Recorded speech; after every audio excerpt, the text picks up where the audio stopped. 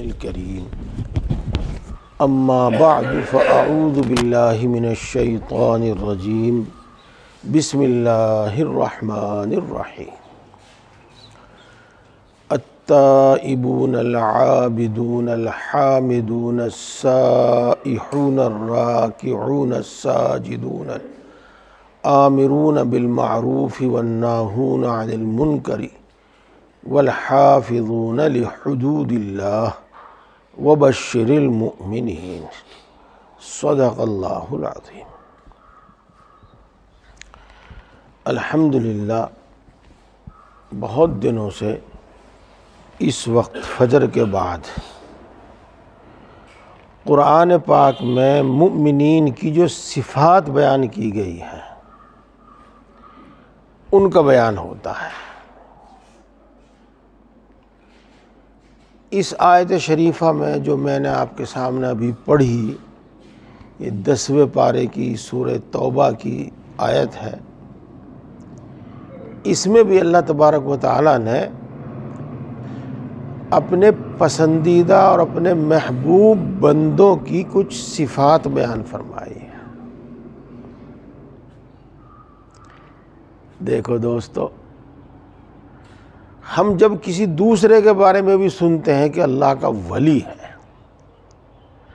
تو اس سے خود بخود دل میں محبت پیدا ہو جاتی ہے، اس کا احترام اور اس کا اکرام ہمارے دل میں خود بخود پیدا ہو جاتا ہے۔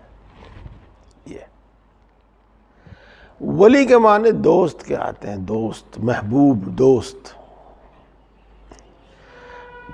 آپ ایک منٹ کے لیے سوچو اس وقت، اور بعد میں بھی بہت دیر تک سوچنا، خوب سوچنا کہ آپ کا دوست کون ہو سکتا ہے۔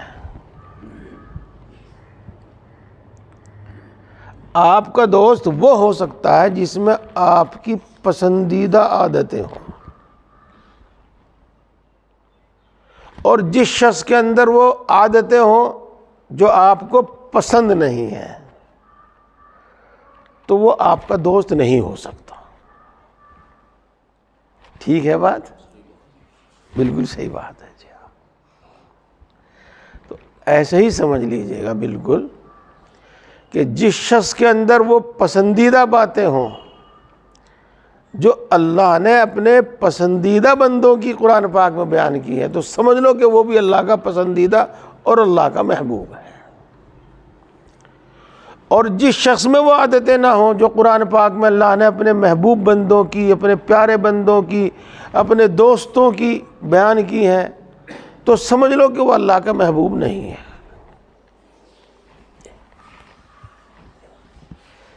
پیارے بھائیوں، ہمیں اسلام یہی سکھاتا ہے کہ ہم یہاں پر صرف کھانا، سونا، پہننا، مکان بنانا، ایک دوسرے پر فخر کرنا، اپنی بڑائی جتانا، اسی کے واسطے نہیں آئے ہیں، اور نہ یہ عادتیں اللہ کو پسند ہیں۔ ان سب کے بارے میں یہ میں نے آپ کو اردو میں سیدھے سیدھے الفاظ میں بتا دیا، لیکن حدیث پاک میں، قرآن پاک میں ان چیزوں کو ناپسند کیا گیا ہے، ناپسند۔ اور جس شخص کے اندر یہ چیزیں ہوں گی وہ ناپسند ہوگا۔ ابھی آپ نے سنا، کیا سنا؟ کہ بڑے بڑے گناہوں میں سے ایک گناہ یہ ہے کہ آدمی اپنے آپ کو تو اچھا سمجھے، دوسرے کو حقیر سمجھے۔ اس کو تکبر کہتے ہیں۔ تو متکبر اللہ کو کبھی محبوب نہیں ہو سکتا، کبھی پسند نہیں ہو سکتا۔ دوسرے الفاظ میں ہم یوں کہہ سکتے ہیں کہ متکبر کبھی اللہ کا ولی نہیں ہو سکتا۔ ان سب باتوں کو، ایک بات کو سمجھ کر پھر اگلی باتوں کو اسی پر سمجھ لینا چاہیے۔ میں اپنی بات کو پھر لوٹاتا ہوں۔ الحمدللہ بہت اچھے الفاظ میں، بہت آسان الفاظ میں بات سمجھ میں آئی ہے کہ جس شخص کے اندر، جس مومن کے اندر، جس مسلمان کے اندر وہ صفات ہوں گی جو اللہ نے اپنے محبوب بندوں کی قرآن پاک میں بیان کی ہے، تو انشاءاللہ وہ اللہ کا محبوب ہوگا، اللہ کا دوست ہوگا. جس میں وہ نہیں ہوں گی وہ اللہ کا محبوب، اللہ کا دوست، اللہ کا ولی نہیں ہوگا. اور اسی طرح سمجھ لیجئے گا جس میں وہ ناپسندیدہ عادتیں ہوں گی وہ اللہ کو ناپسند ہوگا. تو اس آیت شریفہ میں اللہ تبارک و تعالی نے اپنے محبوب پیارے بندوں کی 7 صفت بیان کی ہیں. 7: التائبون، العابدون، الحامدون، الساجدون، الراکعون، آمرون بالمعروف والناہون عن المنکر. آگے بھی ہے والحافظون لحدود اللہ، یہ بیان کی ہے. اس میں سے سب سے پہلی صفت جو بتائی ہے وہ ہے التائبون. التائبون کے کیا معنی ہے؟ دیکھو اس کا اگر ترجمہ میں یہ کروں کہ توبہ کرنے والے، تو بات صحیح سمجھ میں آئے گی. توبہ کرنے والوں سے ہماری سمجھ میں بات یہ آئے گی کہ جو سب کچھ کرتے رہتے ہیں اور ہائے توبہ اللہ میری توبہ کرتے رہتے ہیں، اب وہ مراد ہوں گے. نہ وہ نہیں. جو گناہ پر گناہ کرتے رہتے ہیں اور زبان سے اللہ میری توبہ کرتے رہتے ہیں، وہ مراد نہیں ہے. اس لیے میں ترجمہ بھی نہیں کرتا اس کا. اس کا ترجمہ صحیح ہے جو اپنی بری حرکتوں سے باز آ جاتے ہیں.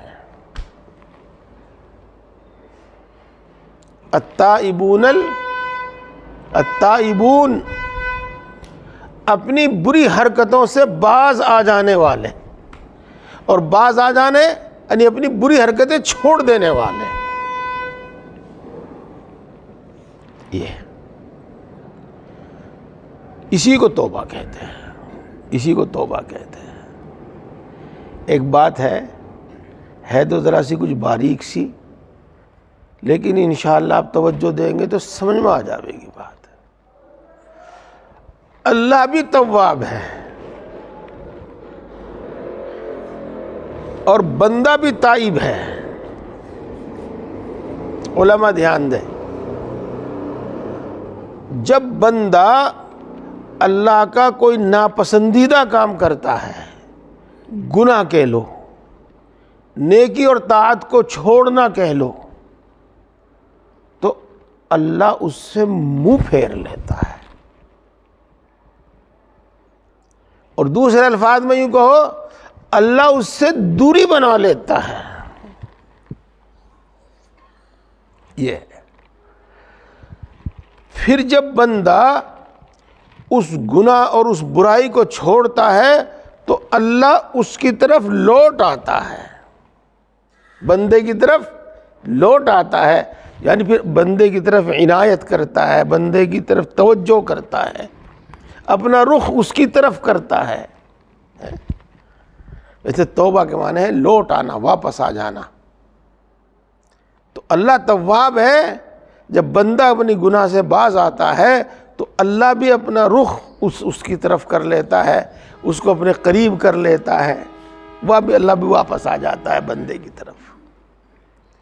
تو التائبون کے معنی ہے اپنی بری حرکتوں سے باز آ جانے والے. اب کیا مطلب ہوا؟ اب اس کا مطلب یہ ہوا کہ جب بھی بندے مومن کو یہ احساس ہو کہ تو برا کام کر رہا ہے، جب بھی بندے مومن کو یہ احساس ہو کہ تو نے برا کام کیا ہے، جب بھی بندے مومن کو یہ احساس ہو کہ تو نے بری بات کہی ہے، جب بھی بندے مومن کو یہ احساس ہو کہ تو نے فلاں کے ساتھ یا کسی کے ساتھ برا اور غلط برتاؤ کیا ہے، تو وہ اپنی اس حرکت سے باز آ جاوے. بندہ مومن اپنی بری عادت پر، اپنے برے کام پر، اپنی بری بات پر جمع نہیں رہتا، اسی پر جمع رہے، اسی پر ڈٹا رہے. نہیں، جب اس کو برائی کا احساس ہوتا ہے تو اس برائی کو چھوڑ دیتا ہے، اس برائی سے باز آ جاتا ہے. یہ ہماری عادت اور یہ ہمارا مزاج ہونا چاہیے. ہمیں اپنے اوپر غور کرنا چاہیے، ہم ایسے ہیں کہ نہیں ہیں۔ اگر ہماری عادت، ہمارا مزاج ایسا بن گیا تو یوں سمجھ لو، اور اس پر اللہ کا شکر ادا کرو۔ اللہ کی بہت بڑی نعمت ہے، بہت بڑی نعمت ہے کہ اللہ نے اپنے پسندیدہ بندوں کی ایک صفت ہمارے اندر پیدا فرما دی۔ اللہ نے اپنے نیک بندوں کی ایک صفت ہمارے اندر پیدا فرما دی۔ دوسرے الفاظ میں کہہ دو کہ الحمدللہ نیک بندوں کی صفت ہمارے اندر آ گئی، الحمدللہ مومنوں والی صفت ہمارے اندر آ گئی۔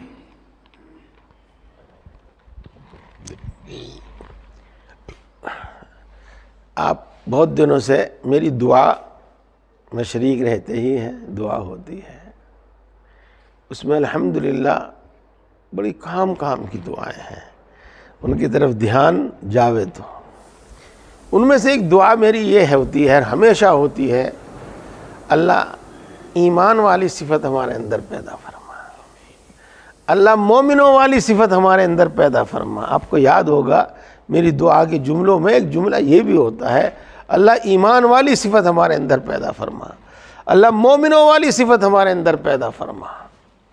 اور اسی کے ساتھ ساتھ کبھی بات کو خوب صاف کرنے کے واسطے یوں بھی کہہ دیتے ہیں، اللہ فاسقوں والی صفات سے ہماری حفاظت فرما، کافروں والی صفات سے ہماری حفاظت فرما۔ یہ تو وہ جو صفات ہیں ان کی وہ اس کا الٹ ہے۔ تو پھر آتے ہیں اپنی بات پر کہ بندے مومن کی یہ عادت اور یہ مزاج ہوتا ہے کہ جب اس کو اپنے بری بات کا، برے کام کا، بری عادت کا احساس ہوتا ہے تو وہ اس کو چھوڑ دیتا ہے، اس سے باز آ جاتا ہے۔ یہ اب پہلے تو یہیں آ جاؤ، اول تو یہ ہے کہ جب ہم کوئی گناہ کریں گے، یہ اللہ کی کوئی نافرمانی کریں گے، تو اس میں یا تو اللہ کا حق ضائع ہوگا یا کسی بندے کا حق ضائع ہوگا۔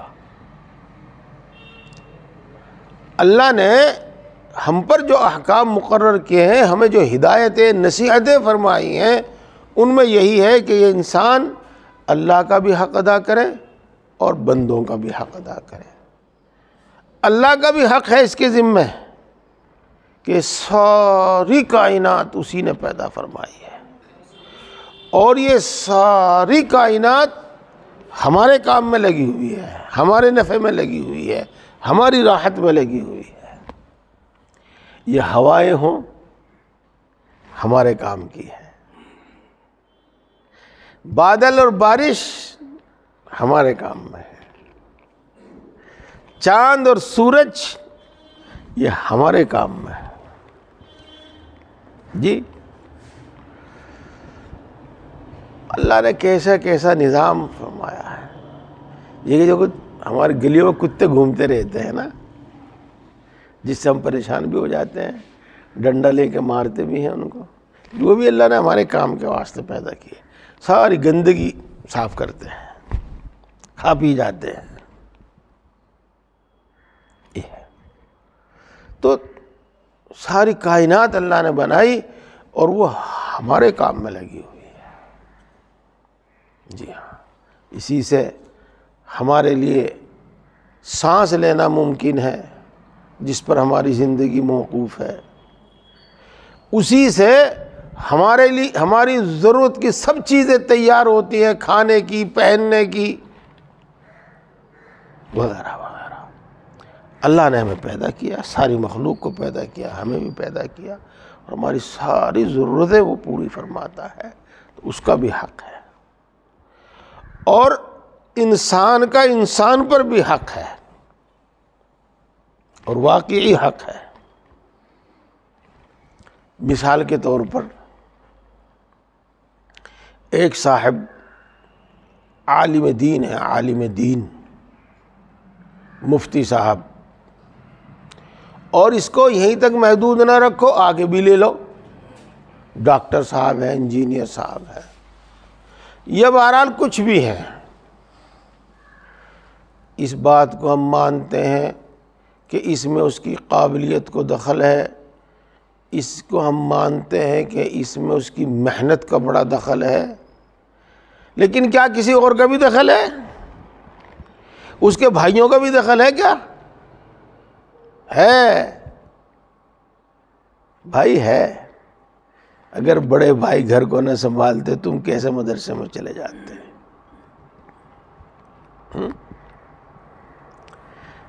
ابا جی اگر تمہیں وہاں جانے کی سب سہولتیں مہیا نہ کرتے تو تم کیسے چلے جاتے وہاں سے؟ جی ہاں، یہ وہ بڑی بہن جو تمہارے لیے صبح ناشتہ تیار کرتی ہے، تمہارا ٹیفن بنا کے اور تمہارے بیگ میں رکھتی ہے، تو انسان جو تیار ہوتا ہے وہ کچھ بھی ہو، کچھ بھی تیار ہو، تو اس میں بہت سے لوگوں کا دخل ہوتا ہے، بہت سے لوگوں کا دخل ہوتا ہے، خاص طور سے اپنے گھر کے افراد جو ہوتے ہیں، بھائی بہن ماں باپ، ان کا دخل ہوتا ہے بہت۔ ایسا نہیں کہ سب کچھ انسان خود ہی کر لیتا ہے۔ تو جب ہمارے ہماری پرورش میں یا ہمارے کچھ بننے میں دوسرے بہت لوگوں کا دخل ہے تو یقیناً ان کا بھی حق ہو گیا ہمارے ذمہ۔ اب ہم ان کا حق نہ پہچانے تو یہ غلط بات ہے، یہ غلط بات ہے۔ تو جب بھی اللہ کی نافرمانی ہوتی ہے اس میں تو اللہ کا حق ضائع ہوتا ہے یا کسی بندے کا حق ضائع ہوتا ہے، یہ ہے۔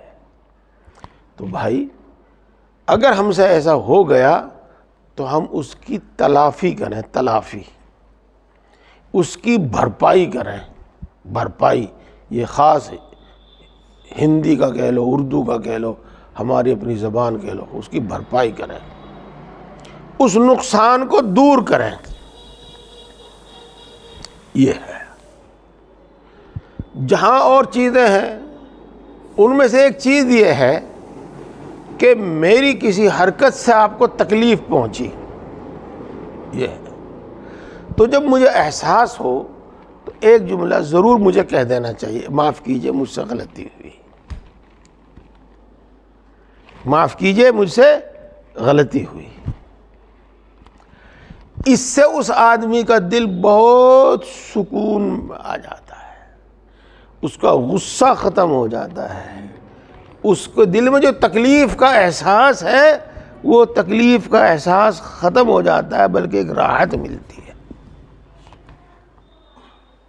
یہ پہلے تو میں اپنے بھائیوں کو کہوں کہ اپنے بڑوں کے سامنے اگر کوئی بھی بات ہو جاوے، ماں کے سامنے، باپ کے سامنے، بڑے بھائی کے سامنے اور کسی آدمی کے سامنے، تو یہ نہیں کہ جب آپ کو اس کی طرف متوجہ کیا تو آپ اس پر اڑ گئے اور غصہ ہو گئے اور اس کے علاوہ 10 حرکتیں اور کر دی، یہ بری بات ہے۔ سیدھی سچی بات یہ ہے کہ معاف کیجیے گا، غلطی ہوئی مجھ سے، یہ بھی اپنی حرکت سے باز آ جانا ہے، باز آ جانا، اپنی حرکت سے باز آ جانا ہے۔ اور اگر آدمی اس کے بعد اس کو کوئی راحت پہنچا دے تو پھر وہ اس کی بھرپائی ہو جاتی ہے، اس کی تلافی ہو جاتی ہے بہت حد تک۔ جی ہاں، تو بہرحال کوئی بھی بات ہو، چاہے وہ اپنے درمیان کی بات ہو۔ یہاں ایک بات اور بھی بتاؤں میں آپ کو، چھوٹوں سے تو میں نے ابھی خطاب کیا ہے، اب میں بڑوں سے کیا کہوں؟ بڑوں کو میں اپنے بڑوں کا ایک قصہ سناتا ہوں۔ جی ہاں، ہمارے ایک ساتھی تھے، ان کا نام تھا عنایت اللہ، ساتھ پڑھتے تھے، وہ حضرت کے بہت قریب تھے، حضرت مولانا مسیح اللہ خان صاحب جلال آبادی نور اللہ مرکزہ کے بہت قریب تھے۔ تو کبھی کبھی تنہائی کے کچھ قصے بتا دیا کرتے تھے۔ جی، حضرت جی کے جو بڑے پوتے تھے، حفیظ اللہ جن کا نام تھا، حفیظ اللہ، انتقال ہو گیا ان کا، تو وہ کھانے کے واسطے ہاتھ دھلوا رہے تھے. تو معلوم نہیں کیا ہوا، کیسے ہوا، حفیظ اللہ کے کپڑوں پر کچھ چھینٹ لگ گئی، ہاتھ دھلاتے وقت کچھ چھینٹ لگ گئی. یہ تو دادا تھے، دادا، اور بڑے مرتبے کے انسان تھے.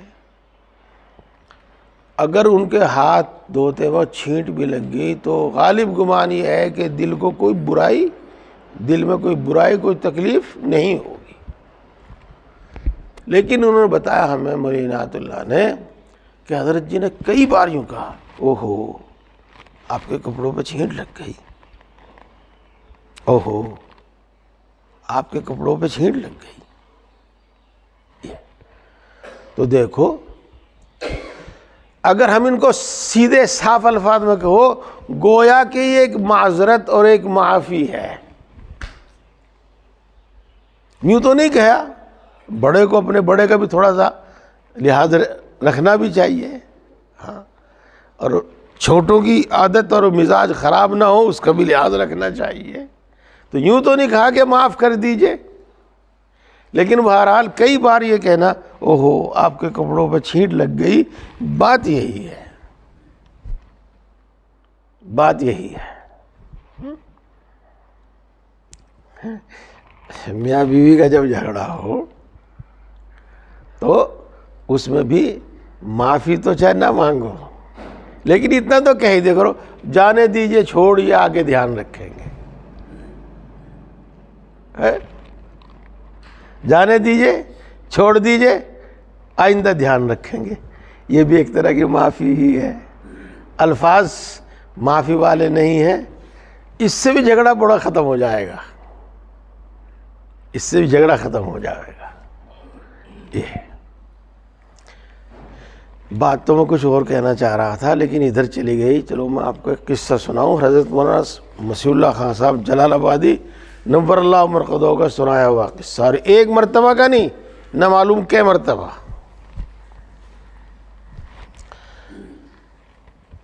اس سے پہلے میں ایک بات بتاؤں.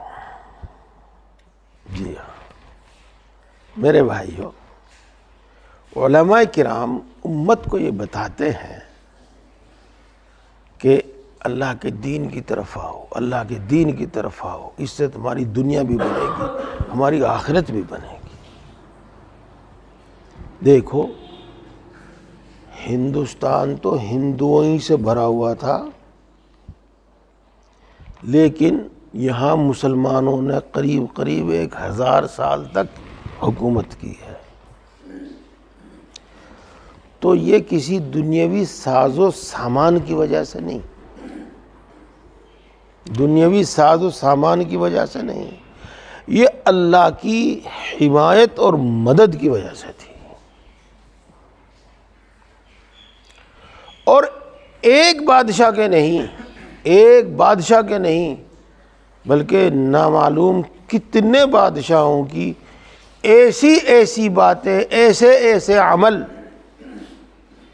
تاریخ میں لکھے ہوئے ہیں کہ ہم ان کو یقیناً اللہ کا ولی اور اللہ کا بزرگ بندہ اور اللہ کا ولی بندہ کہتے ہیں. جی،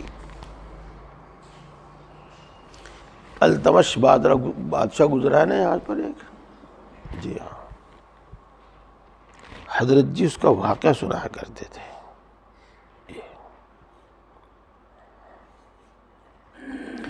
کہ ان کے زمانے کے ایک بزرگ تھے، غالباً قطب الدین بختیار کاکی یا کوئی ان کے زمانے کے ایک بزرگ تھے. جب ان کی وفات کا وقت قریب آیا تو انہوں نے اپنے خادم کو نصیحت کی، وصیت کی، نصیحت نہ کہو وصیت کی، جی، کہ میری نماز جنازہ وہ پڑھاوے جس کی کبھی عصر کی سنت قضا نہ ہوئی ہو. فجر کی بات نہیں ہو رہی، ظہر کی بات نہیں ہو رہی، عصر کی بات ہو رہی، عصر کی. اور میری نماز وہ پڑھاوے جنازے کی جس نے کبھی غیر محرم پر نظر نہ ڈالی ہو، اور میری نماز وہ پڑھاوے جس کی کبھی تکبیر اولیٰ فوت نہ ہوئی ہو۔ دیکھو، ڈھونڈنے سے بھی شاید ایسا آدمی نہ ملے۔ تو جب جنازہ تیار ہو گیا اور صفیں لگ گئی، خادم آگے بڑھا اور اس نے اعلان کیا کہ حضرت شیخ کی یہ وصیت ہے، تو میری درخواست یہ ہے کہ اس مجمع میں جو شخص ایسا ہو وہ آگے آئے اور نماز پڑھائے۔ تو سناٹا چھایا رہا۔ دوبارہ اعلان کیا، تیسری مرتبہ اعلان کیا، کوئی آگے بڑھ ہی نہیں رہا ہے۔ اس وقت کا بادشاہ التمش آگے بڑھا اور حضرت کو خطاب کر کے، اس مردے کو، میت کو خطاب کر کے کہنے لگا، اے اللہ کے بندے، اگر تو یہ وصیت نہ کرتا تو تیرا کیا بگڑ جاتا؟ تو نے میرا اور اللہ کے درمیان کا جو راز تھا وہ کھول دیا۔ تو اس وقت کا بادشاہ تھا جس کی تکبیر اولیٰ فوت نہیں ہوئی، جس نے کبھی غیر محرم پر نظر نہیں ڈالی، جس کی کبھی عصر کی سنت قضا نہیں ہوئی۔ تو ایسے تھے وہ، اس لیے انہوں نے حکومت کی ہے۔ بہت سارے واقعات ہیں تاریخ میں۔ ایک قصہ اور سناتے تھے حضرت، وہ سناتے تھے اورنگزیب کا، رحمت اللہ علیہ کہنا چاہیے ان کو واقعی۔ ایک دن دربار لگا ہوا تھا۔ دربار لگنے کا مطلب یہ ہوتا ہے کہ وہاں پر وزیر وزراء بھی موجود ہیں، اور جو اپنی ضرورت لے کے آنے والے ہیں، اپنے انصاف کے واسطے آنے والے ہیں، وہ بھی موجود ہیں، اور بادشاہ اپنے دربار کی کارروائی چلاتا ہے۔ تو اسی دوران اس نے بلند آواز سے کہا، قلی، وہ ایک ان کا خادم تھا۔ تو قلی وضو کا برتن اور وضو کے لیے پانی لے کر آیا۔ نہ نماز کا وقت تھا، نہ اس کے علاوہ کچھ کہا، صرف قلی کہا۔ تو وہ ایک ایسا برتن جس میں وضو کر لے، پانی اس میں اکٹھا ہو جاوے، اور وضو کا پانی لے کر آیا۔ بادشاہ نے وہیں دربار میں وضو کیا اور قلی اپنا برتن واپس لے کے چلا گیا۔ اب یہاں پر دیکھنے والوں کو حیرت ہوئی کہ نہ تو نماز کا وقت، اور نہ ہی بادشاہ نے کچھ یہ کہا کہ بھائی تو پانی لے آ، وضو کرا دے، کچھ بھی نہیں کہا۔ یہ پانی وضو کا پانی ہے، پر وضو کا برتن لے کے کیوں آیا؟ یہ کسی نے قلی سے پوچھا، تو قلی نے کہا، اب قلی کی بھی سمجھداری دیکھیے گا، کہ میرا نام محمد قلی ہے، اور بادشاہ مجھے ہمیشہ محمد قلی کہہ کر ہی پکارتے ہیں، قلی کہہ کر کبھی نہیں پکارتے۔ آج جب انہوں نے صرف قلی کہہ کر پکارا تو میں سمجھ گیا کہ بادشاہ بے وضو ہے، اور اس نے بے وضو ہونے کی وجہ سے احترام میں رسول اللہ صلی اللہ علیہ وسلم کا نام نامی، اسم گرامی محمد اپنی زبان سے ادا کرنا بے ادبی سمجھا۔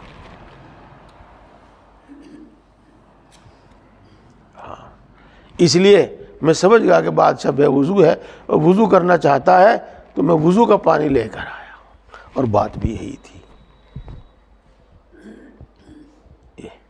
بہت سے قصے سناتا میں آپ کو ان لوگوں کے، اور سننے چاہیے، پڑھنے چاہیے، اس سے ہمارا دل مضبوط ہوتا ہے۔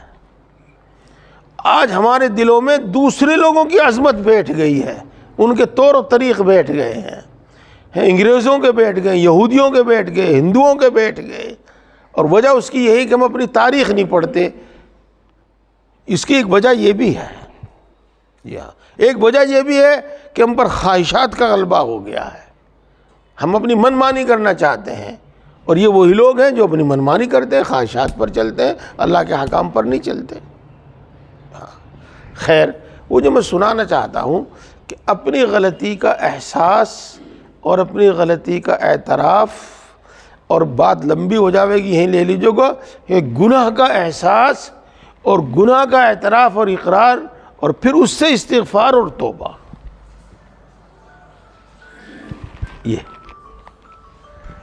یہ ایک بندے مومن کی عادت ہونی چاہیے۔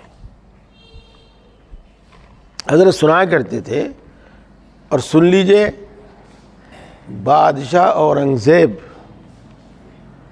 بڑا دولت مند بادشاہ تھا، بہت دولت مند، دولت تھی، لیکن وہ اپنا ذاتی خرچ شاہی خزانے سے نہیں چلاتا تھا، بلکہ ٹوپی بن کر یا قرآن پاک لکھ کر اس سے چلاتا تھا اپنا ذاتی خرچ۔ یہاں میں ایک بات اور بتا دوں آپ کو، بات میں سے بات نکلتی رہتی ہے، انہوں نے قرآن پاک لکھنا اس کے لیے تجویز کیا تاکہ دین کی اشاعت بھی ہو اور نیک کام بھی ہو، اور جی میری روزی روٹی کا بھی انتظام ہو جائے۔ انہوں نے ٹوپی بننے کا مشغلہ اختیار کیا تاکہ نمازیوں کو، مسلمانوں کو ٹوپی بھی میسر ہو اور میری روزی روٹی کا بھی انتظام ہو جائے۔ یہ تو سنا نا، آگے بھی میں کچھ بتانا چاہتا ہوں آپ کو۔ یہ جو علماء کرام تھوڑی تھوڑی تنخواہ پر امامت کر رہے ہیں، مسجد میں مؤذن ہیں، مسجد کی صفائی کرتے ہیں، اذان دیتے ہیں، مدرسوں میں تھوڑی تھوڑی تنخواہوں پر پڑھا رہے ہیں، دیکھو وہ تو اپنی نیت جانے، لیکن صحیح بات یہی ہے کہ ان کا مقصد یہ ہوتا ہے کہ دین کی خدمت بھی ہو اور اس کے ساتھ ساتھ ہمارے بچوں کا خرچ بھی چل جاوے، گزارا بھی ہو جاوے۔ یہ تو وہ قرآن شریف لکھا کرتے تھے۔ جب وہ قرآن پاک لکھ رہے تھے اس وقت وہاں پر کچھ آدمی موجود تھے۔ ایک آدمی نے یہ کہا کہ بادشاہ سلامت، آپ نے جو یہ لفظ لکھا ہے یہ غلط لکھ دیا، یہ ایسا نہیں لکھا جاتا بلکہ یہ ایسا لکھا جاتا ہے۔ بادشاہ نے ایک بار دو بار کہا کہ نہیں، جو میں نے لکھا ہے یہ صحیح ہے، لیکن جب وہ اپنی بات کہتا رہا تو بادشاہ نے اس طرح لکھ دیا جس طریقے سے اس نے کہا تھا، حالانکہ بادشاہ جان رہا تھا کہ یہ غلط ہے، لیکن اس طرح لکھ دیا جس طرح اس نے کہا تھا۔ اور یہ نہیں کہ وہ لکھ کے بیٹھ گئے ہوں، وہ لکھتے رہے برابر، آپ کو پورا پیج لکھ دیا، پورا پیج لکھ دیا۔ جب وہ شخص چلا گیا تو بادشاہ نے وہ پیج پھاڑ دیا، اس میں غلط لفظ لکھا گیا تھا تو وہ پیج پھاڑ دیا، اور وہ پورا صفحہ، پورا پیج دوبارہ لکھا، جیسے صحیح تھا اس طرح لکھا۔ وہاں جو موجود لوگ تھے انہوں نے کہا کہ جب آپ کو معلوم تھا کہ یہ لفظ غلط ہے اور وہ غلط بول رہا ہے، تو آپ نے لکھا ہی تھا، کیوں نہ لکھتے؟ ہاں، تو بادشاہ نے جو فرمایا وہ سننے کے واسطے ہے، اور میں یہی سنانے کے واسطے اتنی لمبی بات کی آپ کو، تاکہ مجھے میری غلطی پر ٹوکنے والے کم نہ ہو جائیں۔ جب وہ یہ سوچیں گے کہ یہ تو کسی کی بات سنتا ہی نہیں، کسی کی بات مانتا ہی نہیں، تو مجھے میری غلطی پر ٹوکنے کے نہیں، تاکہ مجھے میری غلطی پر ٹوکنے والے کم نہ ہو جائیں۔ چلو جی، بات تو ادھوری سی رہی، لیکن بہت حد تک نفع کی باتیں آ گئی ہیں۔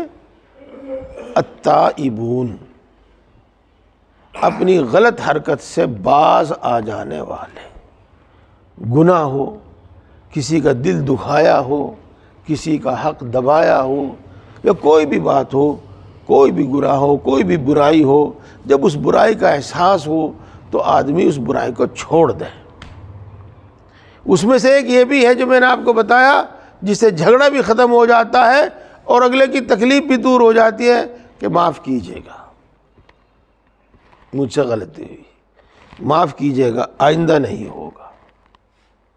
یہ اور میرے دوستو، حدیث پاک میں آیا ہے کہ اگر تم سے کوئی گناہ ہو جاوے تو اس کے بعد کوئی نیکی کرو۔ یوں تو کوئی بھی نیکی ہو سکتی ہے، لیکن ایک بڑی نیکی جس کا تعلق گناہ سے ہے وہ یہ ہے کہ توبہ کرو اور صلاۃ التوبہ پڑھ کر اللہ سے معافی مانگو،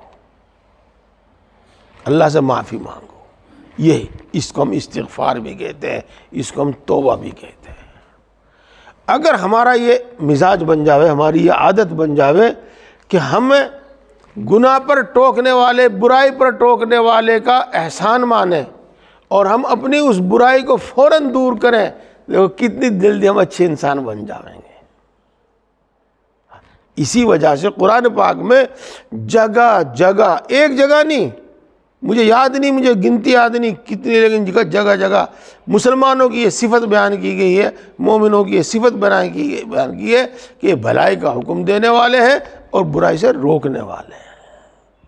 تو بہرحال اپنی غلطی کا احساس ہو، کسی دوسرے کے بتانے سے ہو، خود ہو، کوئی گناہ کیا ہو، کسی کو تکلیف پہنچائی ہو، تو ہم اپنی اس برائی کو، اس کمی کو فوراً دور کریں۔ کوئی گناہ ہو جاوے، توبہ کریں، استغفار کریں، صلاۃ التوبہ پڑھ کر اللہ سے توبہ کریں، تو انشاءاللہ العزیز آئندہ ہونے کے چانس بہت کم ہو جائیں گے، اور جو پیچھے ہو چکا ہے وہ سب مٹ جاوے گا، وہ سب ختم ہو جاوے گا۔ اللہ تبارک و تعالی ہم سب کو دین کی صحیح سمجھ اور عمل کی توفیق عطا فرمائے۔ سبحان اللہ۔